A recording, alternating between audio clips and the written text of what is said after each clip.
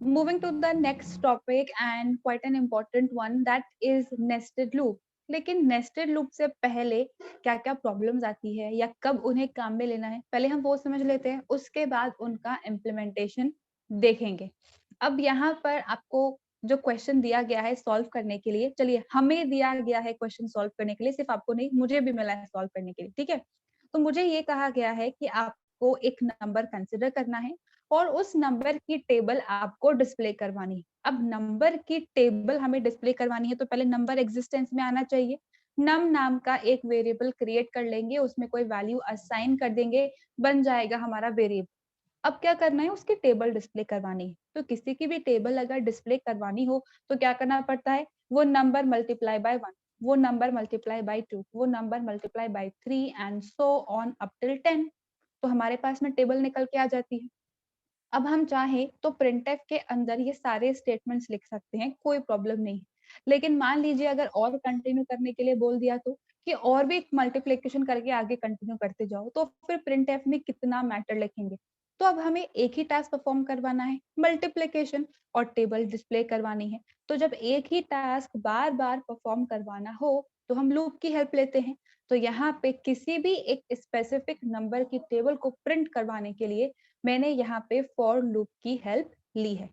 सबसे पहले मैंने मेन को यहाँ पे स्टार्ट किया है, उसके बाद मैंने यहाँ पे दो वेरिएबल क्रिएट किए हैं इंटीजर टाइप के। सबसे पहला है नम, जिसके अंदर मैंने एक वैल्यू असाइन करवा दी है। बेसिकली मैं यहाँ पे 4 की टेबल डिस्प्ले करवाना चाह रही हूँ, ठीक है।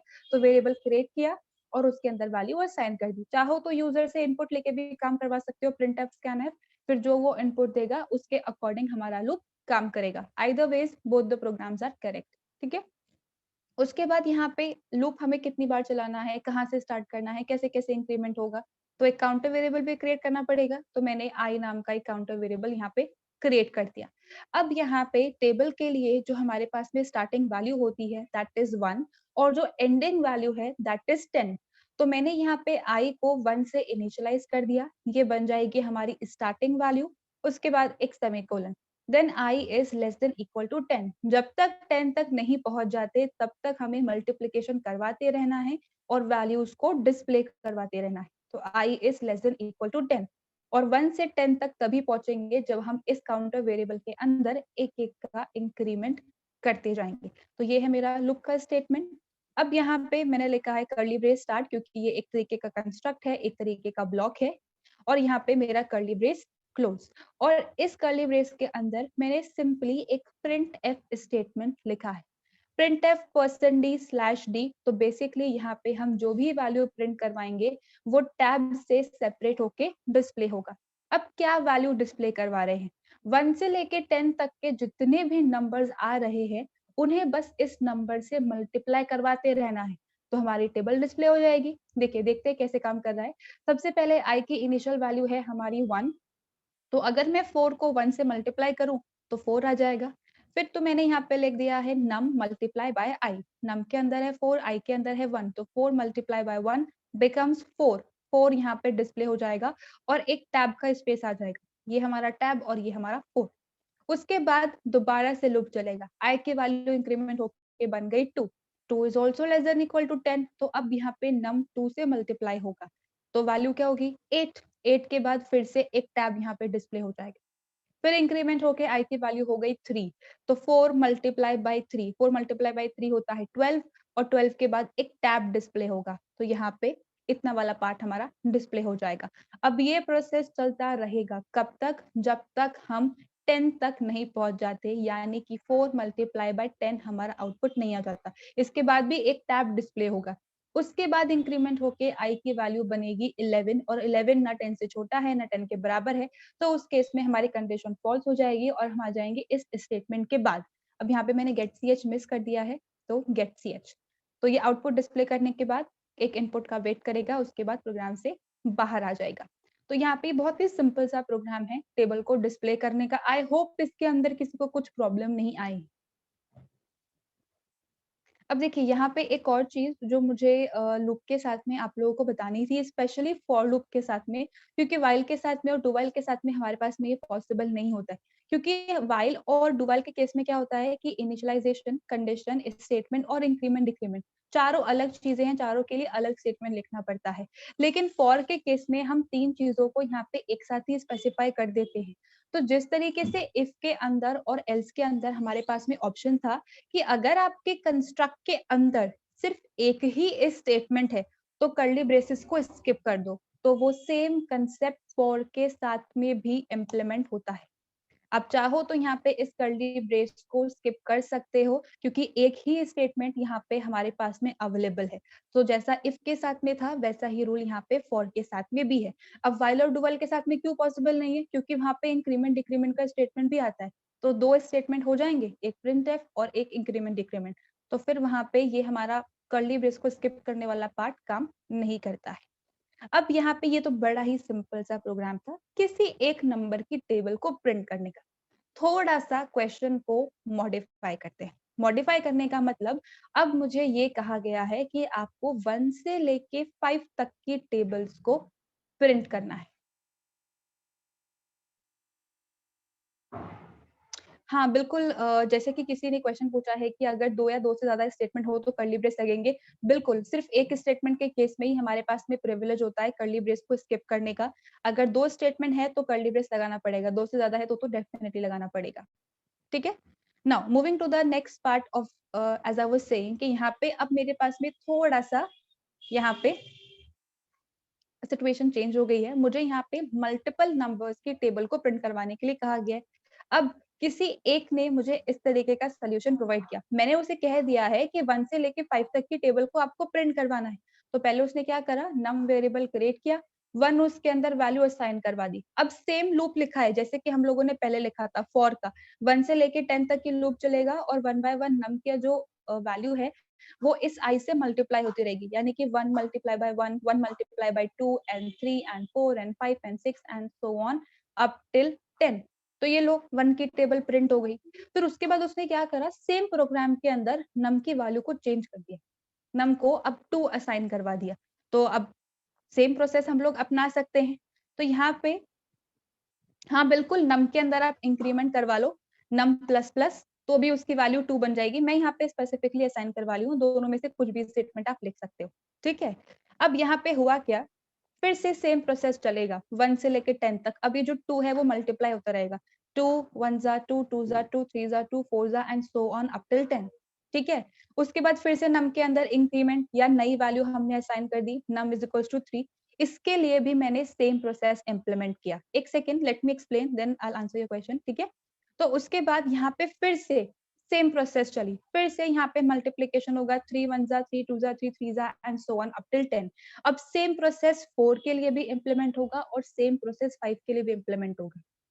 हमारे प्रोग्राम की लेंथ बहुत ज़्यादा, बहुत ज़्यादा बढ़ चुकी है। हमें सिंपली कहा गया है कि 1 से लेके 5 तक की टेबल को प्रिंट करना है। उसके लिए हमने यहाँ पे वेरिएबल तो कम क्रिएट की हैं, लेकिन लाइन्स ऑफ कोड कितना बढ़ गया है। सेम टाइप का code, same loop, same printf statements हमें कितनी बार यहाँ पे मेंशन करना पड़ रहा है। तो अब यहाँ पे हमारे पास में थोड़ी-सी सिचुएशन चेंज होने की वजह से हम लाइन्स ऑफ कोड को इतना बढ़ा देंगे, ऐसा कोई रूल नहीं होता है। हमें हर सिचुएशन के अंदर हमारे प्रोग्राम को एफिशिएंट बनाना होता है। अब यहाँ पे करवाना क्या है? हमें ये मल्टीप्लिकेशन का जो प्रोसेस है, वो बार-बार करवाना ही करवाना है। 1 से लेके 10 तक मल्टीप्लिकेशन होगा ही होगा। बस मुझे यहाँ पे करना क्या है? इस नम की वैल्यू में ही तो चेंजेस इम्प्लीमेंट करने हैं।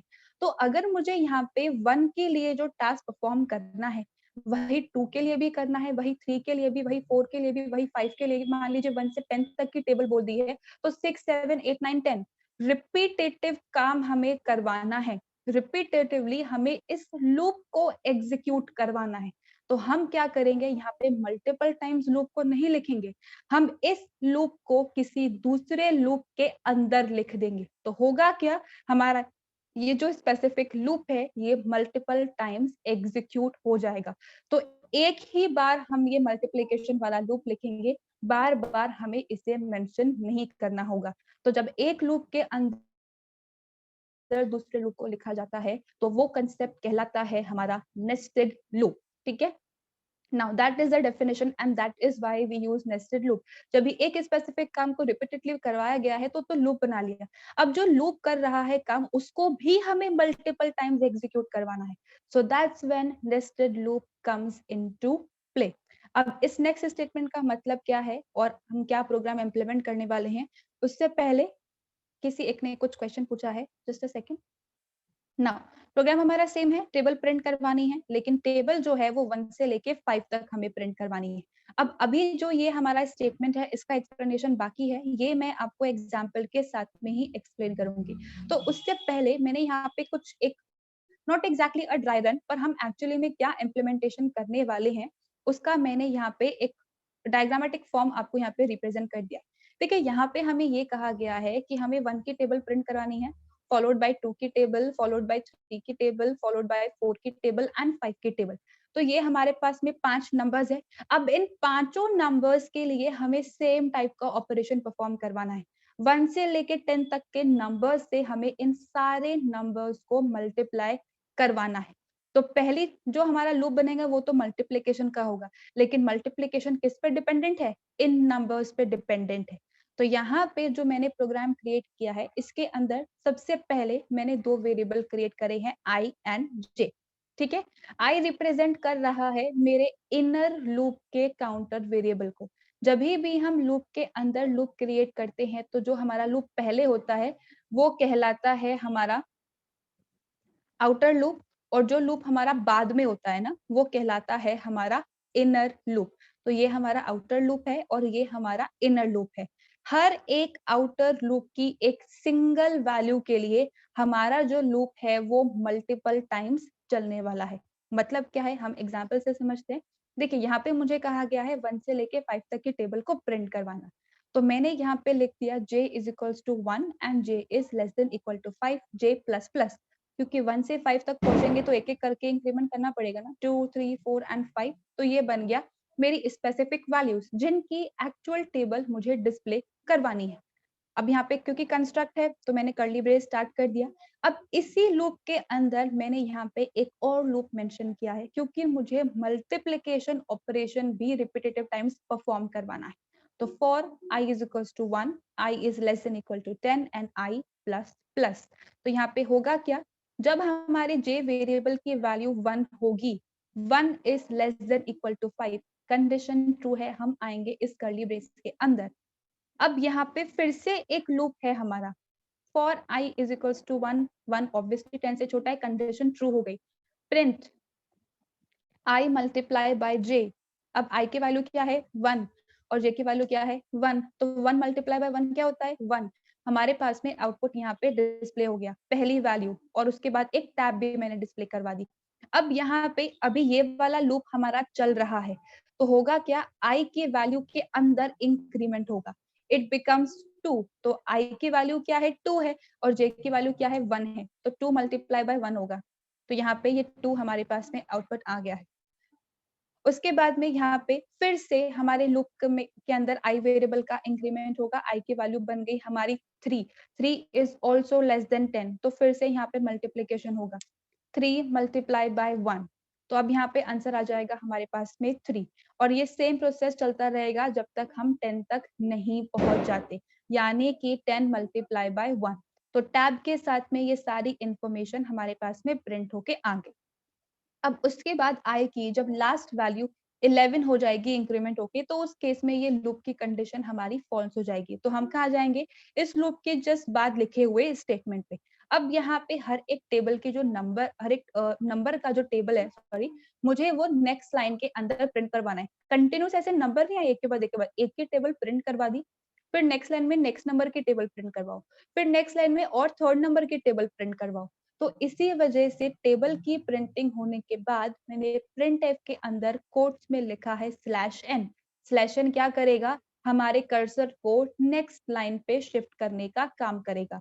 तो जब यहाँ पे 10 तक की वैल्यूज प्रिंट हो जाएगी उसके बाद आ जाएंगे हम यहाँ पे नेक्स्ट लाइन पे। तो अब यहाँ पे हुआ क्या है, हमारे आउटर लूप के अंदर जो पहला वैल्यू था, उस पहली वैल्यू के लिए हमारा जो इनर लूप है वो 10 बारी चला है।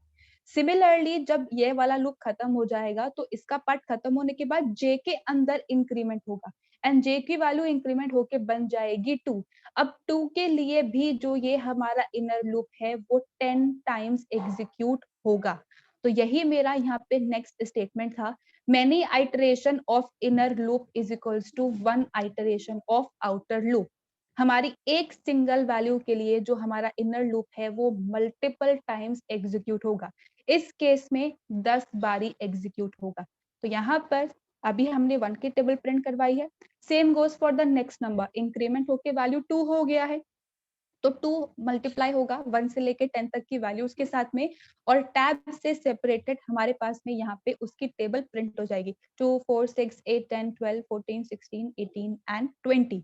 अब इसके बाद मैंने फिर से ये लूप का एग्जीक्यूशन खत्म हो गया तो फिर से मैंने प्रिंट दिया है /n। तो फिर से हम आ जाएंगे नेक्स्ट लाइन के अंदर। जब ये वाला पार्ट खत्म हो जाता है, स्टेटमेंट्स एग्जीक्यूट हो जाते हैं तो इंक्रीमेंट डिक्रीमेंट ही एग्जीक्यूट होता है। तो फिर से जे के में अंदर इंक्रीमेंट होगा, इट बिकम्स 3। जे के अंदर अब 3 है तो थर्ड वैल्यू के लिए फिर से हमारा इनर लूप 10 बार ही चलेगा। 1 से लेके 10 तक हर बार 3 को हम मल्टीप्लाई करवाते रहेंगे। तो 3 6 9 12 15 18 पूरी कंप्लीट 3 की टेबल टैब से सेपरेटेड हमारे पास में यहाँ पे डिस्प्ले हो जाएगी। जब ये लूप हमारा कंप्लीट हो चुका है तो उसके बाद फिर से /n है तो फिर से आ गए नेक्स्ट लाइन पे। अब नेक्स्ट लाइन पे आने के बाद जे के अंदर फिर से इंक्रीमेंट होगा, द वैल्यू बिकम्स 4।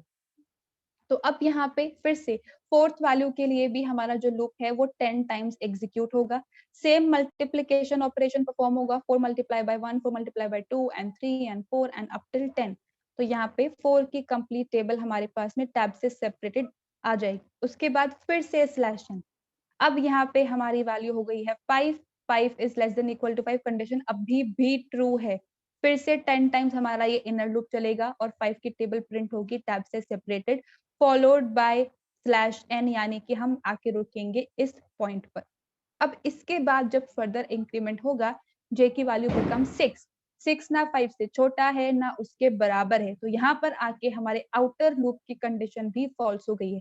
तो जब लूप की कंडीशन फॉल्स हो जाए तो हम आ जाते हैं उसके बाद लिखे हुए स्टेटमेंट पे यानी कि गेट ch पे। तो अब ये वेट करेगा, जैसे ही एस्केप या एंटर प्रेस करेंगे वापस हम पहुंच जाएंगे अपनी ब्लू स्क्रीन यानी कि एडिटर पे। So that's how a nested loop work. एक सिंगल वैल्यू के लिए हमने एक दूसरा लूप यहाँ पे एग्जीक्यूट किया है जो कि मल्टीपल टाइम्स चलने वाला है। तो जब रिपीटेटिव टास्क परफॉर्म करना हो वी ऑलवेज यूज लूप। अब जो ये टास्क हम करवा रहे थे ये भी हमें मल्टीपल टाइम्स एग्जीक्यूट करना है तो इस पूरे लूप को उठाकर ही हमने किसी दूसरे लूप के अंदर मेंशन कर दिया। That's how a nested loop work in C programming language. अब किसी को इसमें confusion then please raise hand. देखिए यहाँ पे जो मैंने आपको एग्जांपल इंप्लीमेंट करके बताया है it is an example of for with in for. मैंने फॉर के अंदर फॉर को काम में लिया है, लेकिन हमारे पास में ऐसा कोई रूल नहीं होता है कि आउटर और इनर लूप जो है वो सेम टाइप के होने चाहिए। फॉर के अंदर वाइल लिख लो, फॉर के अंदर डू वाइल लिख लो, डू वाइल के अंदर फॉर लिख लो, किसी भी तरीके से हम यहाँ पे लूप्स की नेस्टिंग इम्प्लीमेंट कर सकते हैं। तो सेम टाइप के लूप्स होते हैं, ऐसा कोई रूल नहीं है, डिफरेंट टाइप्स के भी हो सकते हैं। हमें तो बस मल्टीपल टाइम्स एग्जीक्यूशन करवाना है ना।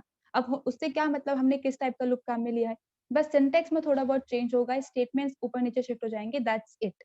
तो आप किसी भी टाइप के लूप को यहाँ पे काम में ले सकते हो नेस्टिंग इम्प्लीमेंट करने के लिए। आगे हम एग्जाम्पल करने वाले हैं वाइल के साथ में भी, लेकिन इसके बाद जो नेक्स्ट हमारा एग्जाम्पल है that is accept an integer from user and display its sum of digit till 1 digit। अब इस क्वेश्चन में हो सकता है थोड़ा सा कंफ्यूजन आपको हो गया होगा, कुछ लोगों को लगे बड़ा इजी है, सम ऑफ डिजिट्स तो हमने पहले से ही इम्प्लीमेंट कर लिया था, उसमें क्या नेस्टेड इम्प्लीमेंट करना। तो यहाँ पे थोड़ी सी चीजें चेंज है। आपको यहाँ पे डिजिट्स का सम तब तक करते जाना है जब तक हमारा एक्चुअल आउटपुट एक सिंगल डिजिट में नहीं आ जाता। मतलब क्या है, एग्जाम्पल से समझते हैं। देखिए मान लीजिए मैंने यहाँ पे इनपुट लिया है 1 2 4 4। अब अगर इसका सम ऑफ डिजिट्स में इम्प्लीमेंट करूं यानी कि मॉड्यूलस डिवाइड और प्लस इक्वल्स टू करके जैसे पहले वाइल के साथ में किया था, तो 4 plus 4 becomes 8, 8 plus 2 10 and 10 plus 1 is 11। 11 किस टाइप का नंबर है, 11 एक 2 डिजिट नंबर है, 1 और 1 2 डिजिट आ रहे हैं ना इसके अंदर, तो it is a 2 digit number. अब यहाँ पे हमें क्या करना है, 2 डिजिट के अंदर आउटपुट डिस्प्ले नहीं करवाना, हमें तो सिंगल डिजिट के अंदर ही आउटपुट डिस्प्ले करवाना है। तो हम क्या करेंगे, फिर से इस 11 पे लूपिंग इम्प्लीमेंट करेंगे, फिर से डिजिट्स का एडिशन करेंगे, यानी कि 1 प्लस 1 होगा और तब जाके हमारा आंसर आएगा 1 डिजिट के अंदर, दैट इज 2। सिमिलरली एक और example, 5 plus 4 9, 9 plus 3 12, 12 plus 2 14 and 14 plus 1 15। ये आ गया हमारा सम ऑफ डिजिट। अभी भी ये किसके अंदर है, 2 डिजिट के अंदर है। ठीक है, 2 डिजिट में नहीं चाहिए, सिंगल डिजिट में चाहिए। तो क्या करेंगे, फिर से इस नंबर को ब्रेक करेंगे, एक एक डिजिट एक्सट्रैक्ट करेंगे और फिर उनका सम करेंगे। तो 1 plus 5 becomes 6। तो ये है हमारा एक्चुअल क्वेश्चन। अब यहाँ पे क्यों नेस्टिंग इंप्लीमेंट करी है, क्योंकि एक बार तो नेस्टिंग करके ये वाला आंसर आएगा, इस पे फिर से हमें चेकिंग परफॉर्म करनी है, तो उसके लिए second loop. I hope question सबको समझ में आ गया है। तो इसके सोल्यूशन की तरफ बढ़ते हैं। देखिए, यहाँ पे मैंने जो वर्किंग इम्प्लीमेंट करी है, अब वो डू और व्हाइल दो अलग टाइप के लूप्स को यूज करके है। तो जैसे कि मैंने कहा, लूप्स डिफरेंट टाइप्स के हो सकते हैं, आउटर और इनर। तो यहाँ पे अभी के लिए हम भूल जाते हैं कि डू लिखा हुआ है, अभी के लिए सिर्फ व्हाइल को ही कंसिडर करना है सब लोग, ठीक है। तो सबसे पहले प्रोग्राम को स्टार्ट करने के बाद मैंने यहाँ पे 3 वेरिएबल क्रिएट किए हैं। एक है नम का, क्योंकि यूजर से मुझे इनपुट लेना है कि एक्चुअली में वो किसका सम करवाना चाहता है। Then followed by sum variable, जब हम सम कैलकुलेट करेंगे डिजिट्स का तो कहीं पे तो एक्चुअल आउटपुट स्टोर करवाएंगे ना। और उसके बाद है डिजिट वेरिएबल, एक एक डिजिट को फेच करने के लिए। उसके बाद CLR SCR कंसोल को क्लियर करने के लिए। उसके बाद है printf। अब यहाँ पे printf के अंदर मैंने सिंपल एक मैसेज लिखा है, एंटर एन इंटीजर। और उसके बाद scanf % address of num। num के अंदर यूजर जो भी नंबर इनपुट करे वो हमारे पास में आ जाएगा। मान लीजिए अभी फर्स्ट वाला नंबर दैट इज 1244 यूजर ने इनपुट किया है, तो वो इसके अंदर जाके स्टोर हो जाएगा। इंट की रेंज के अंदर फॉल कर रहा है, बिल्कुल सही नंबर है, गलत नहीं। अब उसके बाद इसका सम ऑफ डिजिट्स परफॉर्म करना है। तो सम ऑफ डिजिट्स में हमें पता तो होता नहीं है कि कितना बड़ा नंबर आने वाला है। तो हम क्या करते हैं, यहाँ पे सिचुएशन कुछ इस तरीके के लिखते हैं, while number is greater than 0, यानी कि जब तक हमारा नंबर 0 नहीं हो जाता तब तक डिजिट्स को एक्सट्रैक्ट करते रहो और उनका सम करवाते रहो। तो इस यहाँ पे मैंने कंडीशन लिख दी, while number is greater than 0 followed by curly braces. उसके बाद मैंने यहाँ पे डिजिट नाम का एक वेरिएबल क्रिएट किया है, num mod 10, लास्ट डिजिट को फेच करने के लिए। तो डिजिट के अंदर आ जाएगा हमारे पास में 4। अब ये जो 4 डिजिट है इसको ओरिजिनल नंबर पे से हटाना भी है, तो अगर डिवाइड बाय 10 करेंगे तो क्वोशंट रिटर्न होगा, आ गया 124। उसके बाद है sum is equals to sum plus digit, यानी कि 0 प्लस 4। ठीक है, 4 हमारे पास में आंसर आ गया। उसके बाद में फिर से अब कंडीशन चेक होगी, 124 ग्रेटर देन 0, हाँ बिल्कुल कंडीशन ट्रू है। फिर से डिजिट वाला पार्ट परफॉर्म होगा और फिर से हमें 4 मिलेगा यहाँ पे, क्योंकि दो बारी 4 आ रहा है हमारे नंबर के अंदर। तो ये हमारा 4 आ गया। उसके बाद डिवीजन ऑपरेशन परफॉर्म करेंगे तो क्वोशंट हमें रिटर्न करेगा, तो आ गया यहाँ पे हमारा 12। अब फिर से सम प्लस जो हमारी डिजिट फेच हुई है, तो 4 प्लस 4 बिकम्स आवर नंबर 8। अब उसके बाद 12 फिर से कंडीशन चेक होगा, फिर से ग्रेटर देन 0 है, फिर से कंडीशन ट्रू हो गई। फिर से रिमाइंडर फेच करेंगे तो आएगा आपकी बार आंसर 2। अब फिर से डिवीजन ऑपरेशन परफॉर्म होगा, क्वोशंट में आएगा हमारे 1, तो ये इस नम के अंदर अब 1 असाइन हो गया। 8 प्लस 2 अगर मैं इम्प्लीमेंट करती हूँ तो इट बिकम्स 10। ठीक है, अब उसके बाद लास्ट टाइम हमारा लूप चल रहा है, क्योंकि 1 भी अभी भी 0 से बड़ा है। तो अगर मॉडुलस ऑपरेशन परफॉर्म करते हैं तो छोटी वैल्यू हमें रिटर्न होती है, तो 1 आ गया डिजिट के अंदर और इसके अंदर हो जाएगा हमारा 0। और यहाँ पे हो जाएगा 10 प्लस 1 इज इक्वल्स टू 11। तो सम ऑफ डिजिट्स में हमारे पास में नंबर आ गया 11। सम ऑफ डिजिट्स तो कर लिया, लेकिन अब फर्दर जो हमने सब ऑब्टेन किया है इसको फर्दर हमें चेक करना है कि ये कहीं 2 डिजिट तो नहीं है। अब 2 डिजिट जो नंबर्स होते हैं वो कहाँ से स्टार्ट होते हैं, वो स्टार्ट होते हैं 10 से और कब तक जाते हैं, वो जाते हैं 99 तक। यानी कि इनकी रेंज में जितने भी नंबर्स आ रहे हैं वो सारे 2 डिजिट नंबर है। तो हमें ये नहीं चाहिए, हमें तो चाहिए कि सिर्फ 1 से लेके 9 तक के बीच में हमारे पास में आउटपुट आए। तो यहाँ पे मैंने क्या किया है, यहाँ पे मैंने इस कंप्लीट लूप को डू के अंदर लिख दिया है, यानी कि एक बारी तो हमारा सम यहाँ पे कैलकुलेट होगा ही होगा। डू का रूल यही होता है कि आपने जो भी स्टेटमेंट्स लिखे हैं वो एक बारी तो चलेंगे ही चलेंगे। अब डिपेंडिंग अपॉन आपकी कंडीशन ट्रू होती है या फॉल्स, नेक्स्ट टाइम ये चलेगा या नहीं चलेगा ये डिपेंड करेगा कंडीशन पे। तो एक बारी तो हमें सम कैलकुलेट करना ही है ना, चाहे कोई सा भी आए। मान लीजिए यहाँ पे अगर यूजर ने 124 ही इनपुट किया होता, तो 4 + 2 6 + 7 हमारा आंसर आता। तो ये तो 2 डिजिट में है ही नहीं, तो क्यों इसको फर्दर चेक करूँ? तो एक बारी तो हमें सम ऑफ डिजिट्स कैलकुलेट करना ही करना है, इसीलिए मैंने इसे डू के अंदर प्लेस किया है। अब यहाँ पे हम चेक करेंगे कि जो हमारा सम है उसके अंदर एक्चुअली में क्या वैल्यू आई है, क्योंकि तभी तो उस पे फर्दर डिवीजन ऑपरेशन परफॉर्म होगा, नहीं तो कैसे काम होगा। तो मैंने क्या किया, क्योंकि यहाँ पे मेरा जो नम है वो एक्चुअली में अब 0 हो चुका है, हमने उसको यूज करके देख लिया ना। तो यहाँ पे अगर आप चाहो तो आप नया वेरिएबल क्रिएट कर सकते हो, लेकिन मैंने क्या किया, मैंने नम को ही फर्दर काम में ले लिया है, क्योंकि यहाँ पे नम ही हमारा काम में आ रहा है। मैंने लिख दिया नम इज इक्वल्स टू सम। तो बेसिकली नम के अंदर जो 0 वैल्यू है वो अब लॉस हो जाएगी और उसके अंदर 11 जाके असाइन हो जाएगा, और मैंने यहाँ पे सम को कर दिया 0। डू के सारे स्टेटमेंट्स एग्जीक्यूट हो चुके हैं। अब आएगी यहाँ पे उसकी condition, sum sorry num is greater than 9। Obviously num के अंदर जो अब हमारे पास में वैल्यू है दैट इज 11, और 11 9 से बड़ा होता है, मतलब हमारे पास में जो सम कैलकुलेट होके आया है which is not a 1 digit, वो 2 डिजिट है, 3 डिजिट है या फिर 4 डिजिट है। तो अब क्या होगा, फिर से हमारा लूप चलेगा, फिर से यहाँ पे नंबर चेक होगा। ऑफ कोर्स 11 जो है वो 0 से बड़ा होता है, कंडीशन ट्रू है। फिर से डिजिट फेच होगी 1, यहाँ पे क्वोशंट में भी 1 ही रह जाएगा, 0 + 1 बिकम्स 1। फिर से लूप चलेगा, अब यहाँ पे बचा 1, 1 ग्रेटर देन 0 है, बिल्कुल है। फिर से डिजिट फेच होगी 1, नम के अंदर फिर से आ गया 0 और सम के अंदर 1 + 1 बिकम्स 2। अब यहाँ पे फिर से मैंने नम के अंदर सम को असाइन करवा दिया, ठीक है। तो यहाँ पे नम के अंदर अब 2 आके स्टोर हो चुका है और सम के अंदर 0 आ गया। अब फिर से कंडीशन चेक होगी, while num is greater than 9, num के अंदर 2 है और 2 तो कभी 9 से बड़ा होता ही नहीं है, तो ये कंडीशन हमारी हो गई फॉल्स। कंडीशन के फॉल्स होते कहाँ आ जाएंगे, उसके बाद वाले स्टेटमेंट पे, यानी कि printf sum of digits percent d comma num. तो कितना सम ऑफ डिजिट्स आया हमारा, 2 आया। तो सम ऑफ डिजिट्स कोलन 2 हमारे पास में आउटपुट जो है वो डिस्प्ले होके आ जाएगा।